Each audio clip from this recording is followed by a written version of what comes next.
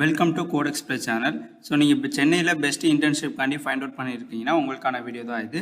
நான் சென்னையில் best internship find out பண்ணுறப்போ எனக்கு பெஸ்ட்டாக கிடைச்சது வந்து பார்த்தீங்கன்னா காஷு இன்ஃபோடெக். இங்கே வந்து பார்த்தீங்கன்னா உங்களுக்கு ஐடி ரிலேட்டடாக இல்லை மற்ற டொமைன்ஸ் ரிலேட்டடாக ப்ராக்டிக்கலாக வந்து உங்களுக்கு இன்டர்ன்ஷிப் கண்டக்ட் பண்ணியிருப்பாங்க. ஸோ அதை பற்றி டீட்டெயில்ஸ் தெரிஞ்சுக்கணும்னு வச்சிங்கன்னா இந்த யூஆர்எல்ல போய் நீங்கள் விசிட் பண்ணி பார்த்துக்கலாம். டிஸ்கிரிப்ஷனில் வந்து உங்களுக்கு மென்ஷன் பண்ணுறேன்.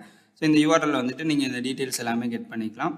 இங்கே வந்து அப்ளை ஃபார் இன்டர்ன்ஷிப் இந்த ஃபார்ம்ஸ்லாம் இருக்கும். நீங்கள் அப்ளை பண்ணுறதுனா நீங்கள் அப்ளை பண்ணிக்கலாம். ஓகே, ஸோ இன்றைக்கி டாப்பிக்கில் வந்து பார்த்தீங்கன்னா ஜாவாவில் கண்ட்ரோல் ஸ்ட்ரக்சர்ஸ் பற்றி பார்க்க போகிறோம்.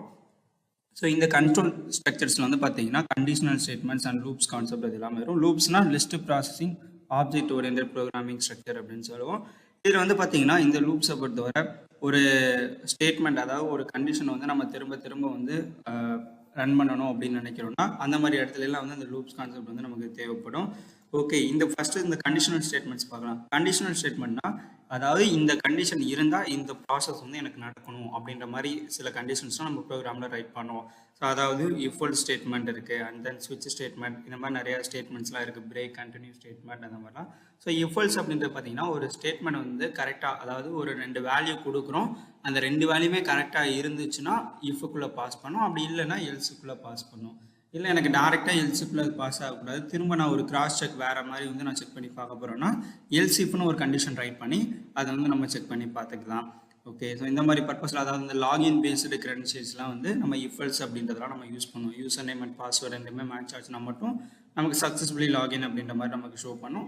அப்படி இல்லை அப்படின்னா இன்வேலிட் யூசர் அந்த மாதிரி ஷோ பண்ணும். அதுவும் இல்லை வெறும் யூசர் நேம் அண்ட் பாஸ்வேர்டு எதுவுமே என்டர் பண்ணாமல் டேரெக்டாக சப்மிட் பட்டனை கிளிக் பண்ணாங்கன்னா ஃபில் ஆல் தி டேட்டாஸ் அந்த மாதிரி வந்து டீட்டெயில்ஸ்லாம் ஷோ பண்ணுவோம்ல, அதெல்லாம் வந்து எல்சிஃப் கண்டிஷனில் வந்து நம்ம ரைட் பண்ணி வச்சுருப்போம்.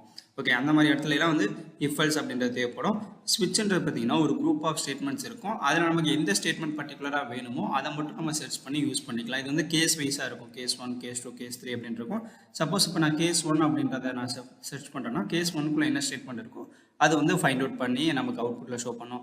இதே கேஸ் 2 அப்படின்றத நான் சர்ச் பண்ணேன்னா 2 அப்படின்ற கேஸில் என்ன ஸ்டேட்மெண்ட் இருக்கோ அதை வந்து நமக்கு ஷோ பண்ணி காட்டும். அப்படி இல்லை நம்ம அதில் கேஸில் இல்லாத ஒரு ஸ்டேட்மெண்ட்டை நம்ம சர்ச் பண்ணி பார்த்தோம்னா அது டிஃபால்ட் அப்படின்னு ஒரு ஸ்டேட்மெண்ட் இருக்கும். அதுக்குள்ளே என்ன கண்டிஷன் எழுதியிருக்குமோ அது வந்து நமக்கு அவுட்புட்டில் ஷோ பண்ணி காட்டும். ஓகே, ஸோ இதில் லூப்பிங்ஸில் வந்து பார்த்தீங்கன்னா for loop, while, do while அப்படின்றது. ஸோ ஃபார்னா வந்து பார்த்தீங்கன்னா, ஸோ பிஃபோர் தட் ஃபாருக்கு வைல் அண்ட் டூ வைல் தெரிஞ்சுக்கலாம். வைல்னா வந்து பார்த்தீங்கன்னா ஒரு கண்டிஷனை வந்து செக் பண்ணிவிட்டு அதுக்கப்புறமா எக்ஸிக்யூஷன் பண்ணணும், அதுக்கப்புறமா வேல்யூவை இன்க்ரிமெண்ட் பண்ணிவிட்டு திரும்ப வந்து நமக்கு ரொட்டீனாக வந்து நடக்கும். ஓகேங்களா, அந்த மாதிரி இடத்துல வைல் லூப்ன்றது சொல்லுவோம். டூ வைல்னா கண்டிஷனை ஃபஸ்ட்டு செக் பண்ணுறது, என்ன வேல்யூ இருக்கோ அதை ஃபஸ்ட்டு வந்து ப்ராசஸ் பண்ண ஆரம்பிச்சிடும் டூன்றது. அதுக்கப்புறமா போயிட்டு லாஸ்ட்டாக வந்து கண்டிஷனை செக் பண்ணி இன்க்ரிமெண்ட் பண்ணுறது அந்த மாதிரி ப்ராசஸ்லாம் பண்ணி ஒர்க் பண்ணிச்சா அது டூ வைல்னு சொல்லுவோம். இந்த ஃபார் லூப்ன்றது பார்த்தீங்கன்னா, ஸோ இந்த ஒயிலும் டூ வைலும் தனித்தனி லைனில் கொடுத்தது வந்து சேம் லைன்லேயே வந்து நமக்கு டிக்ளேர் பண்ணியிருப்போம். அதாவது வேரியபிள் டிக்ளேர் பண்ணுறதா இருக்கட்டும், கண்டிஷன் கொடுக்குறதா இருக்கட்டும், and then increment decrement operate declare பண்ணுறதா இருக்கட்டும், இது எல்லாமே வந்து நம்ம சேம் லைன்ஸில் வந்து நம்ம டிக்ளேர் பண்ணுவோம்.